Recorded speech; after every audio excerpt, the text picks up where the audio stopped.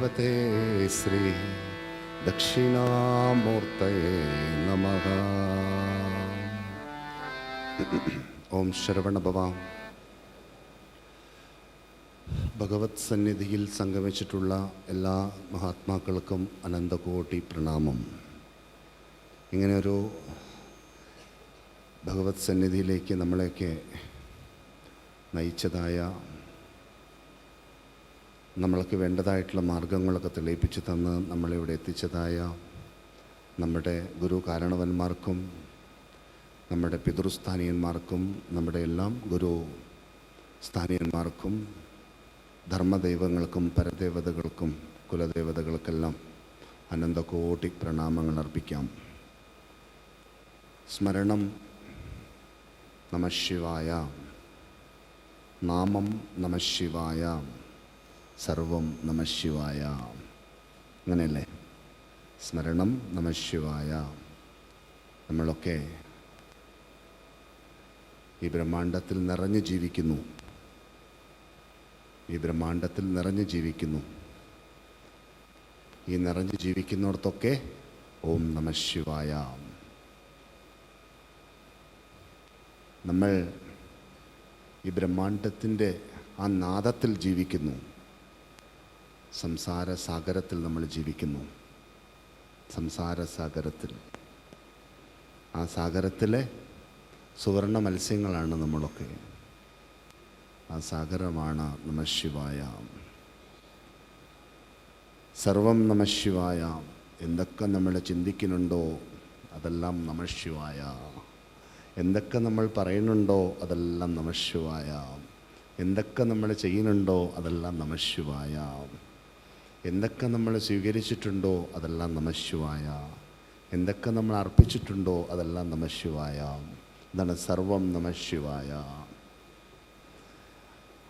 എല്ലാം അവിടുന്ന് അവതരിക്കുന്നു അല്ലേ? ശിവമായി ജനിച്ചു നാം,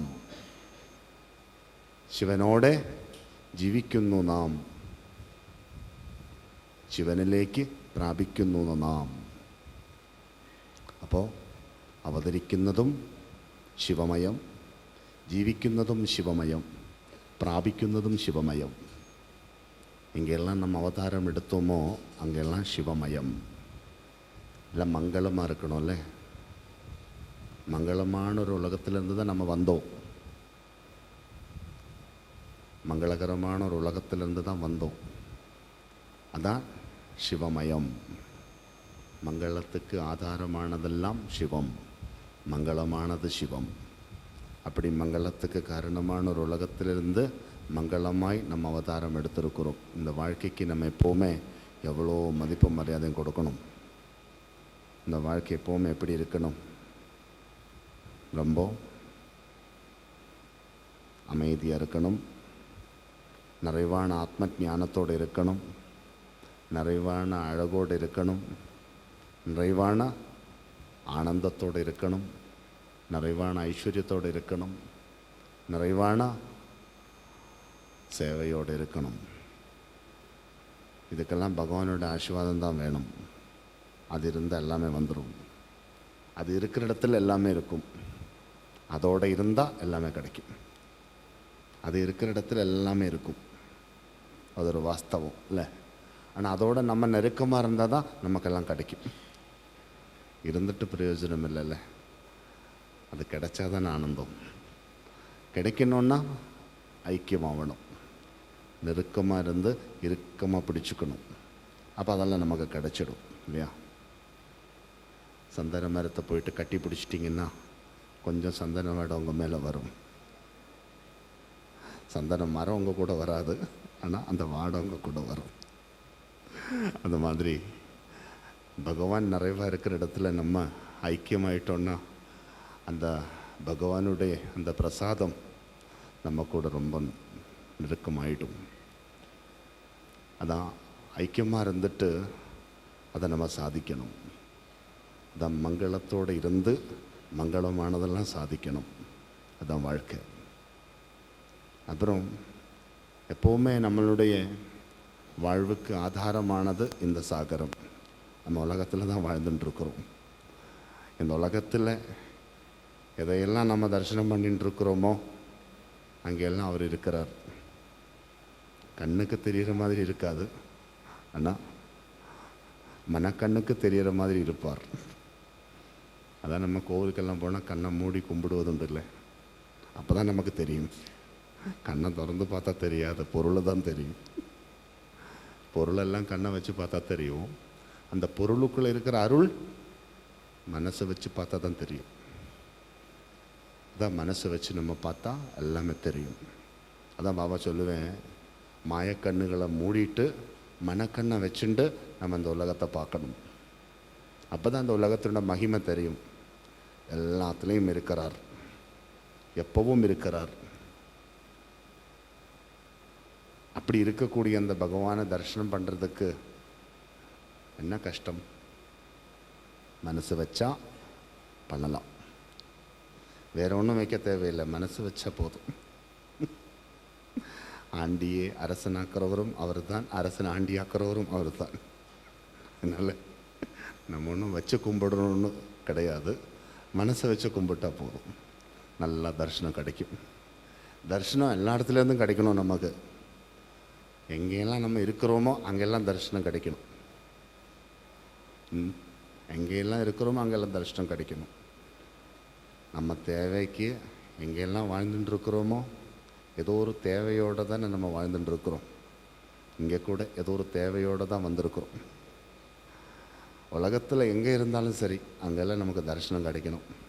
நம்ம பூஜை அறையில் நமக்கு தரிசனம் கிடைக்கணும், நம்ம சமையலறையில் கூட நமக்கு தரிசனம் கிடைக்கணும், நம்ம சாப்பிட்ற இடத்துல கூட நமக்கு தரிசனம் கிடைக்கணும், நம்ம படுக்கிற இடத்துல நமக்கு தரிசனம் கிடைக்கணும், நம்ம வேலை செய்கிற இடத்துல தரிசனம் கிடைக்கணும், நம்ம போயின்னு இருக்கிற பாதையிலெல்லாம் நமக்கு தரிசனம் கிடைக்கணும்.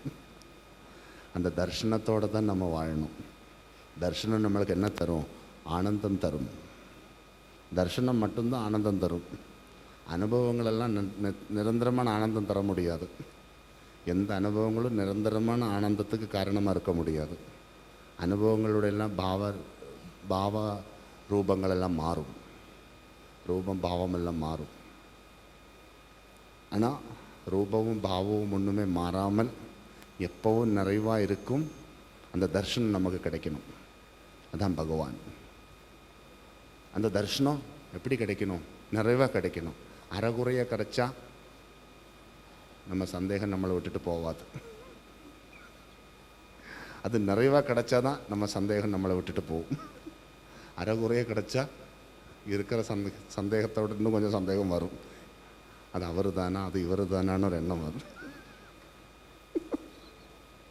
அப்போ தரிசனம் எப்போவுமே நிறைவாக கிடைக்கணும்.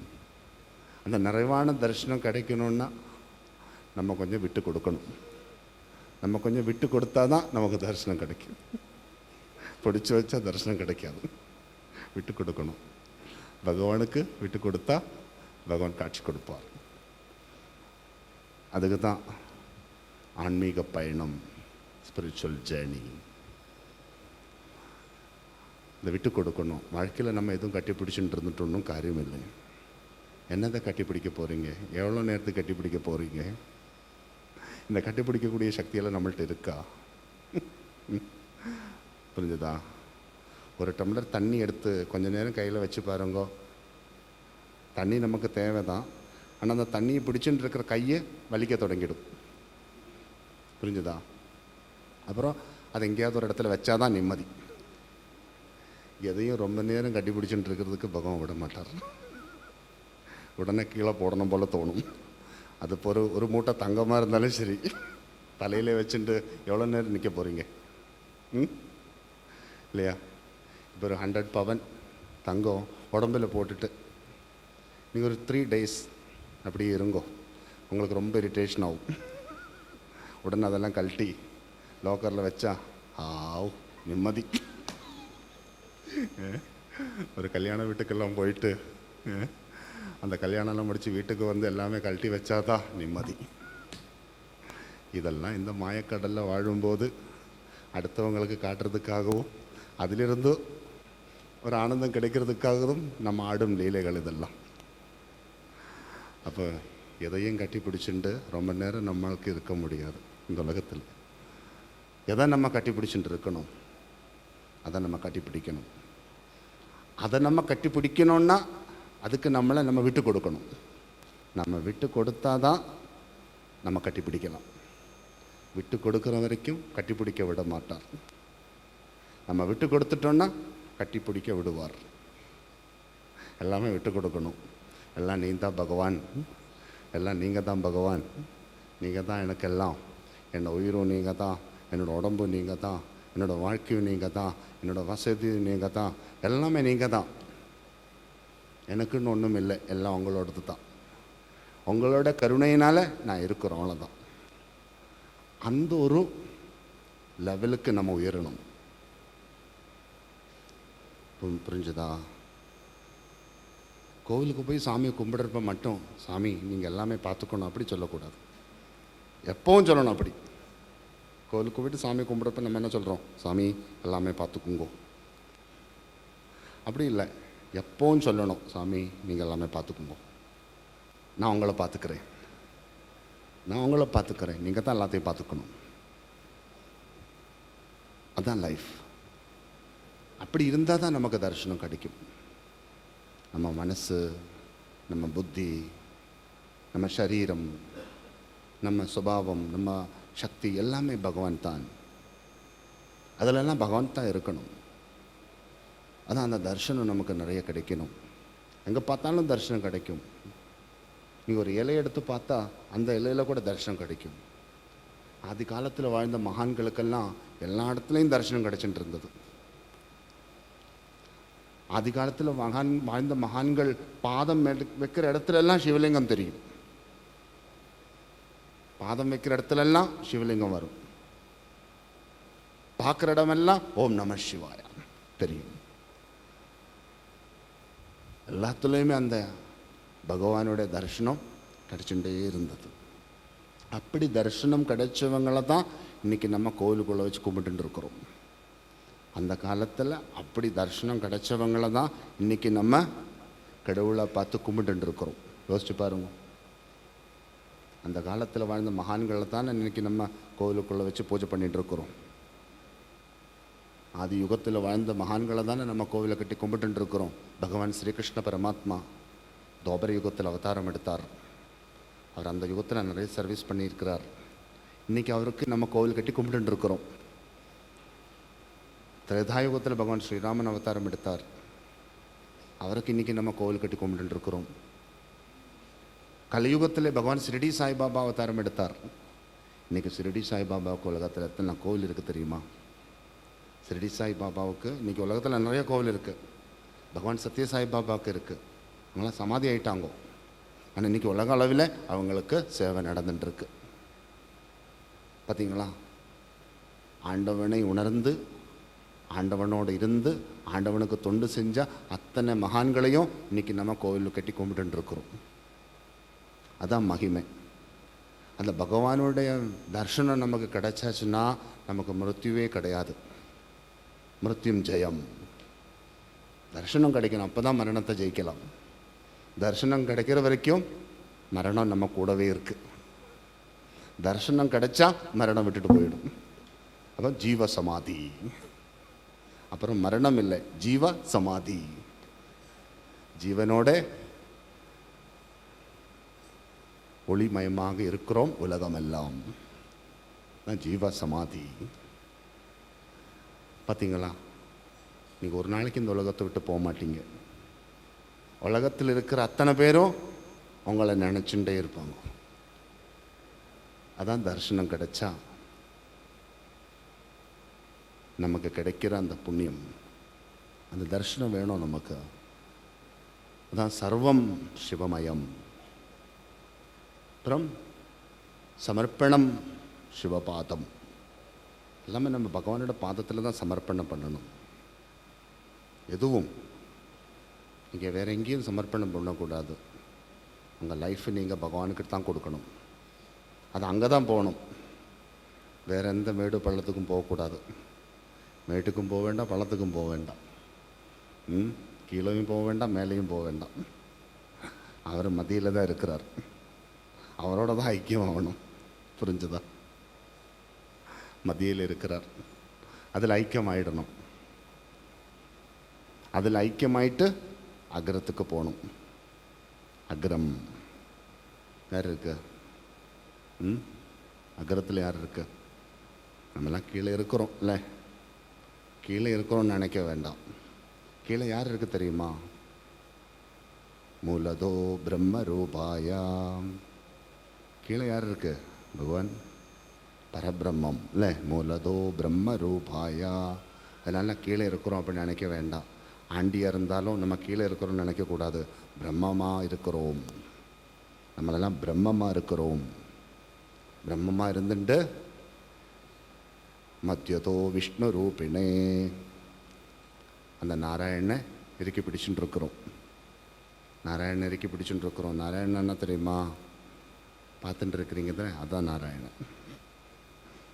பார்த்து கொண்டு இருக்கிறீங்க தானே, தொட்டு பாருங்க, அதான் நாராயணன். இங்கே தொட்டு பாருங்க, அதான் நாராயணன். பாலாழியில் ஆதிசேஷனுக்கு மேலே சயனம் பண்ணிட்டு அப்படியே ஆனந்தமாக இருக்கிறோம். நம்ம ஹிருதயத்தில் தொட்டு பாருங்கோ, அதுதான் பாலாழி. அங்கே தான் ஆதிசேஷன், அங்கே தான் Narayanan. Heart beat Lord Vishnu. மத்தியதோ விஷ்ணு ரூபிணே. அப்புறம் அங்கே இருந்துட்டு என்ன பண்ணிட்டு இருக்கிறோம்? சிவா பூஜை பண்ணிட்டு இருக்கிறோம். நாராயணன் என்ன பண்ணிட்டு இருக்கிறார்? சிவ பூஜை பண்ணி கொண்டு இருக்கிறார். பக்கத்திலே சிவலிங்கம் வச்சுட்டு நாராயணன் பூஜை பண்ணி கொண்டிருக்கிறார் ஈஸ்வரனுக்கு. அனந்த பத்மநாபன்கிட்ட போயிட்டு பக்கத்தில் போய் பார்த்தா பக்கத்திலே சிவலிங்கம் வச்சுருக்கும். ஒரு கையனால் அந்த சிவலிங்கத்துக்கு சேவை பண்ணிட்டு இருக்கிறார். பார்த்தீங்களா? மூலதோ கீழே இருந்துட்டு நடுவில் இருக்கிறத பிடிச்சுண்டு மேலே இருக்கிறதுக்கு தொண்டு செய்யணும். அக்ரதாம் சிவரூபாயாம். எல்லாத்துக்கும் மேலே என்ன இருக்கு? பகவான். அக்ரதாம் சிவரூபாயாம். எங்கேருந்து வந்தீங்க? மேலேருந்து தான் வந்தீங்க. எங்கே போக போகிறீங்க? மேலே தான் போக போகிறீங்க. அப்போ வாழும் காலமெல்லாம் ஈஸ்வர ஸ்மரணத்தோட, ஈஸ்வர நாமத்தோட, ஈஸ்வர சேவையோடு இருந்துட்டோன்னா எல்லாத்தையும் ஜெயிக்கலாம். எல்லாத்தையும் ஜெயிக்கலாம். ஜெயிக்க வேண்டியது நிறைய இருக்குது. நம்மளுக்கு தெரியாதில்ல. நெக்ஸ்ட்டு செகண்டில் என்ன நடக்க போகிறது நம்மளுக்கு தெரியாது. ஆனால் நம்ம இதை எல்லாமே கையில் வச்சுட்டு ஏதோ நினச்சிட்டு இருக்கிறோம். நெக்ஸ்ட்டு வீக்குக்கானது கூட இன்றைக்கி பிளான் போட்டிருக்கு. அடுத்த மாதத்துக்கானது இன்றைக்கி பிளான் போட்டிருக்கு. நெக்ஸ்ட் இயர் சிவராத்திரிக்கு இங்கே ரூம் புக் பண்ணி வச்சுருக்கு. எவ்வளோ பிளான் பண்ணி வச்சுருக்கோம். புரிஞ்சுதா? இதுதான் நம்மளோட கணக்கு. இதுதான் லைஃப். எவ்வளோ நம்ம பிளான் பண்ணிட்டு இருக்கிறோம். என்னத்தை கையில் வச்சு பிளான் பண்ணுறீங்க? என்னத்தை கையில் வச்சுட்டு பிளான் பண்ணணும்?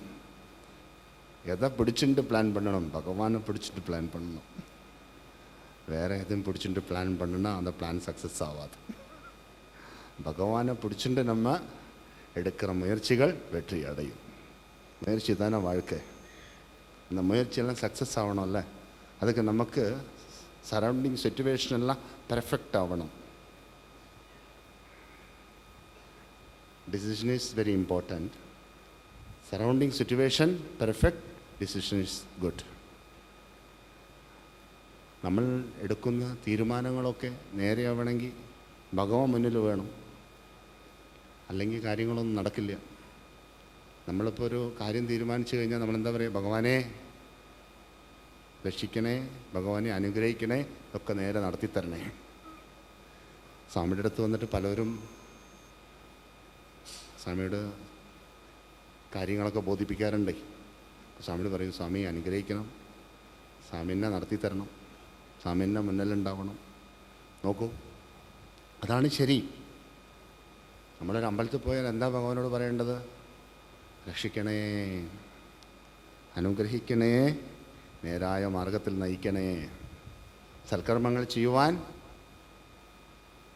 അവസരം തരണേ, നല്ല കർമ്മങ്ങൾ ചെയ്യാനുള്ള അവസരം തരണേ, നല്ലതൊക്കെ സമ്പാദിച്ച് വരുന്ന തലമുറകളിലേക്ക് അതിനെ ലയിപ്പിക്കാൻ സാധിക്കുമാറാവണേ. അല്ലേ? അങ്ങനെയല്ലേ മുത്തച്ഛ? അങ്ങനെയാണ്. കാര്യങ്ങളൊക്കെ മനസ്സിലായില്ലേ? അപ്പോൾ നമ്മളൊക്കെ നമ്മുടെ ജീവിതത്തിൽ എപ്പോഴും ഭഗവാനെ മുന്നിൽ കാണണം. മുന്നിൽ കാണലാണ് ദർശനം എന്ന് പറയുന്നത്. എന്തിനും ഭഗവാനെ മുന്നിൽ കാണുക, അതിനാണ് പേര് ദർശനം എന്ന്. എല്ലാറ്റിലും കാണണം നമ്മൾ ഈശ്വരനെ. അപ്പോഴേ നമുക്ക് നമ്മുടെ സങ്കല്പങ്ങളൊക്കെ നേരെയാവുള്ളൂ. സംശയങ്ങളൊന്നും പാടില്ല. സംശയങ്ങളൊക്കെ നമ്മുടെ കൂടപ്പിറപ്പാണ്. சந்தேகம் நம்ம கூடவே பிறந்திருக்கு இல்லையா? சந்தேகம்ன்றது நம்ம கூடவே பிறந்து வந்திருக்கு. நம்ம இருக்கிற இடத்துலலாம் கொஞ்சம் சந்தேகத்தோடு தான் இருப்போம். இங்கே கூட கொஞ்சம் சந்தேகத்தோடு தான் முதல்ல இருந்தது, இப்போ பரவாயில்ல. அப்போது நம்ம சந்தேகம்ன்றது நம்ம கூடவே வந்திருக்கு பிறக்கிறப்போ. அந்த சந்தேகத்தை எல்லாம் குப்பையில் தூக்கி போடணும், பின்னில் தூக்கி போடணும். சந்தேகத்தை விட்டால் தான் சதாசிவனை தெரியும். சந்தேகத்தோடு இருந்தால் சதாசிவனை தெரியாது. அந்த சதாசிவனை தெரியணும்னா சந்தேகத்தை தூக்கி குப்பையில் போட்டுட்டு சந்தோஷமாக இருக்கணும். சந்தோஷத்தை கெடுத்துவது சந்தேகம், சந்தோஷம் கொடுப்பது சதாசிவம். எப்போ நம்ம அந்த சதாசிவனோட ஐக்கியமாக இருக்கிறோமோ அது ஒரு ஆனந்தம். சந்தேகம் நம்மளோட இருந்தால் அது ரொம்ப கஷ்டத்தை கொடுக்கும். எதையும் இறுக்கி பிடிக்கிறதுக்கு அனுமதிக்க மாட்டோம். சந்தேகம் எல்லாத்துலேயும் சந்தேகம் வரும். சில நேரத்தில் எதை பார்த்தோமோ அதிலெல்லாம் ஒரு சந்தேகம் வரும். பரமசிவனே முன்னாடி வந்து நின்னாலோ இது சிவனா அப்படின்னு ஒரு கேள்வி வரும். புரிஞ்சுதா? பாயசம் கையில் கொண்டு வந்து கொடுத்தாலும் நம்ம கேட்கும் இது பாயசமா. பாயசம் கையில் கொண்டு வந்து கொடுத்தாலும் நம்ம கேட்கும் இது பாயசமா. பாயசத்தை கூட நம்ம சந்தோஷப்படுறோம் பாயசமானு கேட்டுட்டு. தங்கம் கையில் கொண்டு வந்து கொடுத்தாலும் இது தங்கமா. பார்த்தீங்களா? மானு கேட்டால் அது சந்தேகம், தங்கம்னு சொன்னால் அது சந்தோஷம். எல்லாத்துலேயும் இந்த சந்தேகம் வரும். மனுஷன் தானே நம்மளெல்லாம். அதெல்லாம் நம்ம ஜெயிக்கணும். தவறானது நமக்கு முன்னாடி வந்தாலும் கூட அந்த தவறானது நம்மளை விட்டு ஒதுங்கிவிடும். புரிஞ்சுதா? தவறானது நம்மளை தேடி வந்தால் கூட அது நம்மளை விட்டு ஒதுங்கிவிடும். நம்ம பகவானோட ஐக்கியமாய் பகவானை நம்பிட்டு வாழணும். ഭഗവാനോട് നമ്മൾ ഐക്യമാവണം. ആ വിശ്വാസത്തിൽ നമ്മൾ ജീവിക്കണം. അപ്പോഴാണ് നമ്മളുടേതായ മാർഗങ്ങളൊക്കെ തെളിഞ്ഞ് നമ്മുടെ ലക്ഷ്യത്തിലേക്ക് നമ്മൾക്ക് എത്താൻ പറ്റുള്ളൂ.